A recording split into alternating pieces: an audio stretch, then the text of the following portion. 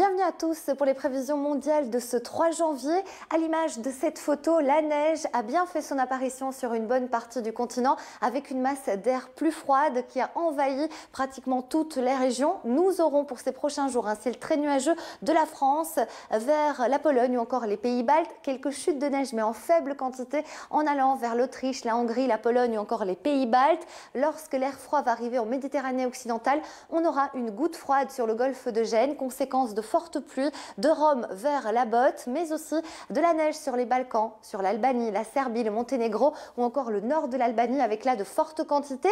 Une perturbation neigeuse va également toucher la Norvège et en allant vers l'ouest du continent, là c'est une dépression qui va donner des pluies parfois assez intenses sur Lisbonne.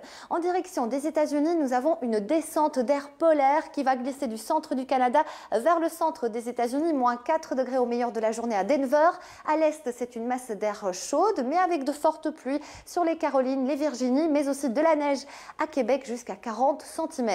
Le soleil est au rendez-vous avec des conditions estivales sur le golfe du Mexique, la Guadeloupe, la Martinique. En revanche, ce n'est pas le cas sur le Pérou, la Bolivie, où le front de convergence touche en ce moment ces régions avec pour conséquence une activité orageuse particulièrement intense et des intempéries. Nous allons en parler à la fin de ce bulletin météo.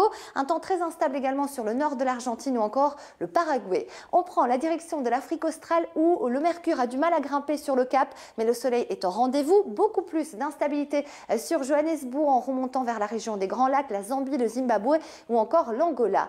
On profite d'un temps plutôt calme sur le Maroc, l'Algérie, la Tunisie et la Libye, mais avec des températures qui sont un petit peu justes, à peine 17 degrés pour Tunis. On retrouve un temps plutôt calme comparé aux derniers jours sur le Proche-Orient. Ce ne sera pas le cas sur l'Asie centrale où les averses seront au rendez-vous sur Kaboul, Islamabad, avec même de la neige à basse altitude. Le front de mousson concerne en ce moment la Malaisie ou encore l'Indonésie.